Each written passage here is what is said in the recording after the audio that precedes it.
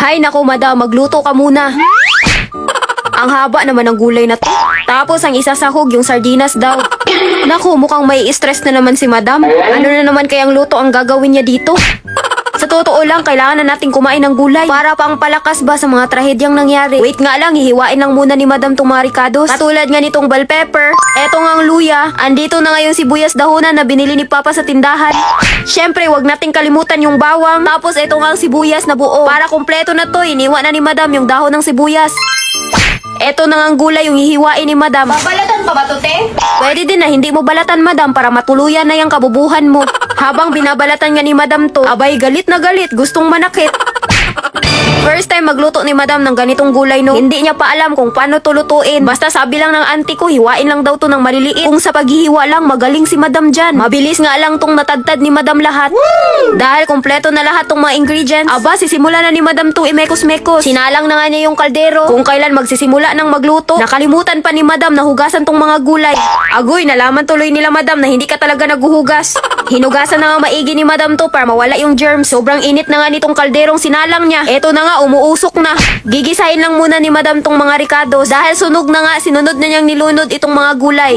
Nahirapan na nga si madam sa paghahalo nito dahil sa kalderong ginamit niya. Kaya eto, papalitan na lang niya ng kawali. Normal na yung mga ganyang eksena kapag si madam ang magluluto.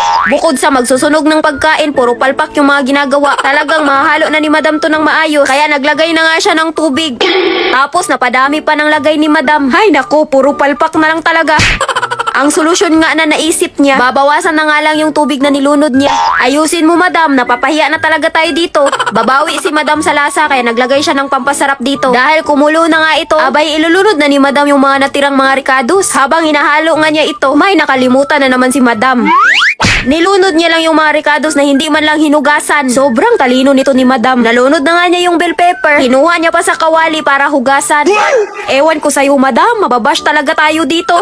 Para kay madam, okay lang daw yan. At least nahugasan. Sumusobra ka na sa talino madam. Para malaman niya na luto na yung gulay, inaamoy-amoy lang ni madam yan. Isunod na ngang ilunod ni madam itong mga sardinas. Pero mukhang gustong mukbangin ng mga alaga niya. Bago tuluyang mawala ng sahog tong gulay na niluto ni madam, binuhos na niya kaagad sa kawali. Mukhang masarap nga talaga itong gulay na niluto ni madam. Kasi pati itong mga alaga niya nag-aabang na. Akala nila siguro itong niluto ni madam ay para sa kanila. Kaya pinakain na lang ni madam itong mga anak niya. Mukhang nagutom dahil sa niluto niya.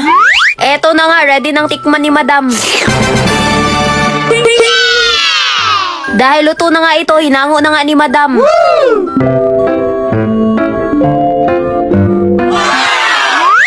Hindi pala napindot ni madam yung cook sa rice cooker. Grabe na talaga tong kapalpakan ni madam. Pero okay lang yan, at least naluto tong gulay na niluto niya. Dahil sobra nga tong uulamin nila, kaya bibigyan niya yung mga kapitbahay niya na mga angkan niya lang din. Sa wakas, makakain na ng gulay si madam.